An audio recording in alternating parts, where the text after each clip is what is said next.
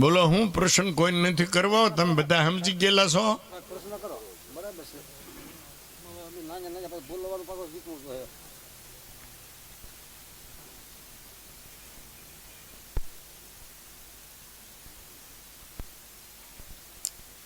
તો હવે શું કરશો મારું એમ કોને?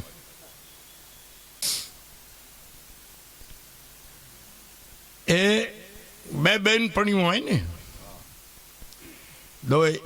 બે બેનપણીઓ, એમાં એક સાસરા ગઈ હોય ને, એ ઓલી બેનપણીને સમજાવે કે આહારની રીત ભાત શું છે, શું આનંદ છે, શું મર્યાદા છે. એમ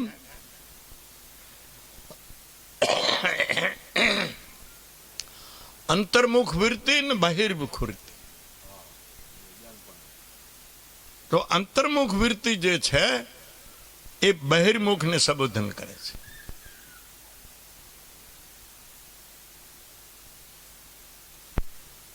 અલબેલી એક મસ્તી છે, એવી નિર્ભય મસ્તી. મેં અલબેલી થઈ ગઈ ગેલી શેમાં? સતગુરુ સ્મરણમાં, પરમાત્માના સ્મરણમાં ગાંડી થઈ ગઈ છે. કેવું સ્મરણ? ઉલટ સુલટ ના જાપ જપી. જેને મહામંત્ર કહે છે, જેને અજંપા જાપ કહે છે, જેને ગુરુ મંત્ર કહે છે, જેને નિરંજન માળા કહે છે, સતનામ કહે છે, શ્વાસા સ્મરણ કહે છે, આવા ઘણા નામ દીધા. શિવ શક્તિનો મંત્ર કહે છે. એવો જે મંત્ર શ્વાસમાં જે ચાલે છે, ઉલટ સુલટમાં આવતા જાતા શ્વાસમાં, એને જપીને મસ્ત થઈ ગયું છે. કે ભાઈ કેમ જપાઈ?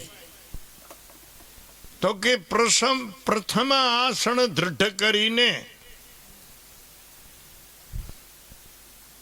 આમાંથી કોઈ કલાકે બે એવો બરાબર હરખે આસણે. તમે જેવા છો, તમે કેટલી વાર આમ લાંબાઈ છે, નામ છે, નામ શું ભક્તો કરો તમે? વાતો થાય આડા પીડ્યા પીડ્યા. મને આ દીધો, હું એમ કરી પડીને બોલો ના બોલાય.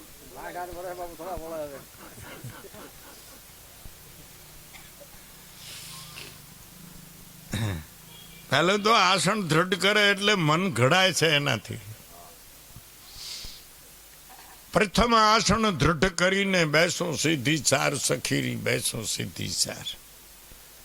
ઓલે બહિર્મુખ વૃત્તિને કહે છે અંતર્મુખ વૃત્તિ. ઓહંગ ઉઠાવ, નાભીથી શબ્દ ઉઠે છે ત્યારે શું કહે છે? બહારથી આવે ત્યારે 100 નાભીએ જાય છે, નાભીએ અહીંથી ઉઠે છે તો હમ અહીં આવે છે. અહંગ ઉઠાવું, સોહંગ બઠાવું, દૃષ્ટિ અણી પ્રધાર. તમારે એમનું એમ કાંઈ, હું ગેરંટી આપું છું કે દૃષ્ટિ બરાબર ઝીણી આ નાકની અણી ઉપર રાખો ને બરાબર નાકની અણી દેખતી રહે આંખો, મન તમારું ભાગી નહીં શકે. કરી તો જો. પણ મનમાં એવી વિચિત્રતા છે, કાંઈક નો કાંઈક મૂંઝવણ ઊભી કરે એટલે અહીંયાથી નાકની અણીથી દૃષ્ટિ લઈ લે, ઠેકડો મારે એટલે પછી તો મન તો ઘોડો છે.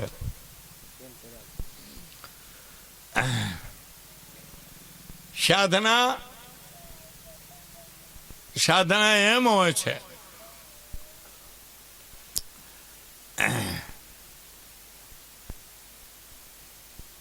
પ્રાણ અને મન આ બેનો તાદાત્મ્ય સંબંધ છે. એકને જીતો એટલે બે જીતાઈ જાય. પ્રાણને જીતો તો બી મન જીતાઈ જાય, મનને જીતો તો પ્રાણ સૂક્ષ્મ થઈ જાય.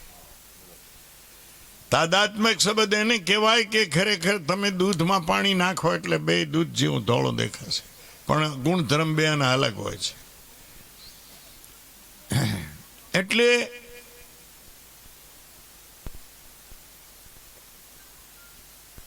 પ્રાણની બીજી રીતે સાધના ઘણી છે. પ્રાણાયામ કરીને, એ યોગની સાધના છે. એ યોગી ગુરુ કને કરવી પડે. અને આ જે સહજ સમરણ વાળા જે છે, એવા યોગીઓએ, એવા સંતોએ આ મંત્ર, આ સમરણ, આ સાધન હંસ ઉપનિષદનું છે. હંસ ભગવાને જે બ્રહ્માને સમજાયું છે. આ કોઈ અખાડા સંપ્રદાય પંથનું નથી.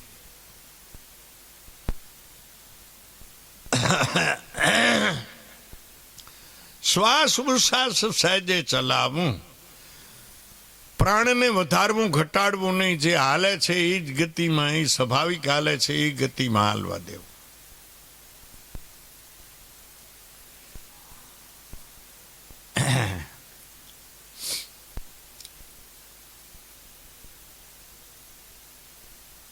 હા, શ્વાસ ઉશ્વાસ સહેજે ચલાવું.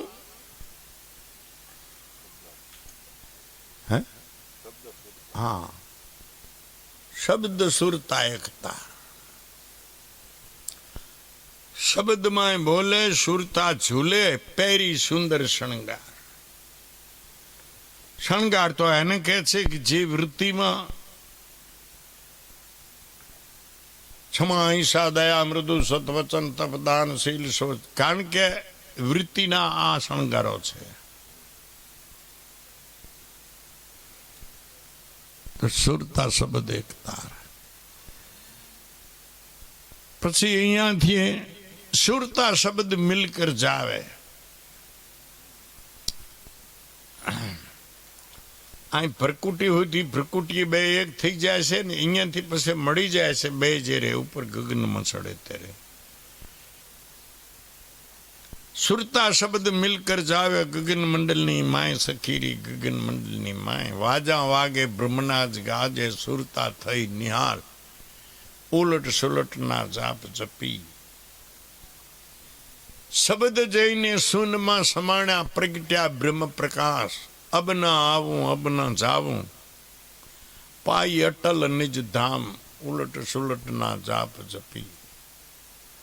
સંતો કો ગુરુએ શાન સમજાવી, નહીં પુરુષ નહીં નાર સખીરી, નહીં પુરુષ નહીં. અબ ના અટકું, અબ ના ભટકું, હો ગયા બેડા પાર, ઉલટ સુલટ ના જાપ જપી. આ તો અભ્યાસ માથે આ ભજન છે.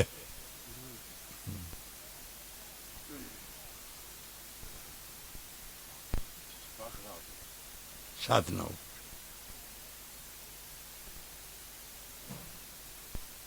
ઠીક. બીજાને કોઈને પૂછવું છે? છઠ્ઠીમાં રહેવા વાળા પરમહંસ હોય છે. એટલી વૃત્તિ સદાય આત્માકાર રહે છે. હું જગત અહીંયા ક્યારેક સપના જેવું પ્રતીત થાય છે, નકો નથી થતું. ચિત્રાવાળા બાપુ હતા એવું, એ જ સ્થિતિને.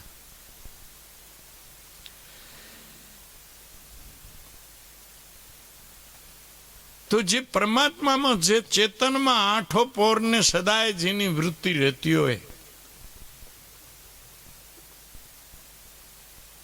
ચોથી ભૂમિકા વાળાની અહીંયા નથી રહેતી. ચોથી ભૂમિકા વાળો તો પછી એમ છે ને, તમે અહીંથી પૈસા મૂકીને આવ્યા છો ઘરે પટારામાં કે પેટીમાં જ્યાં મૂક્યા હોય ત્યાં, અહીંથી જઈને પછી લઈ લો, એમ છે ચોથી ભૂમિકા.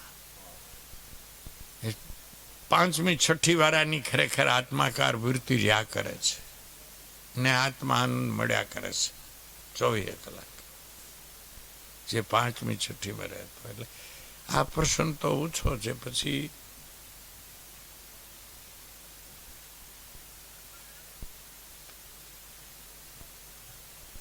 એ 3.5 માત્રા ઓમની છે, અકાર ઉકાર ને મકાર.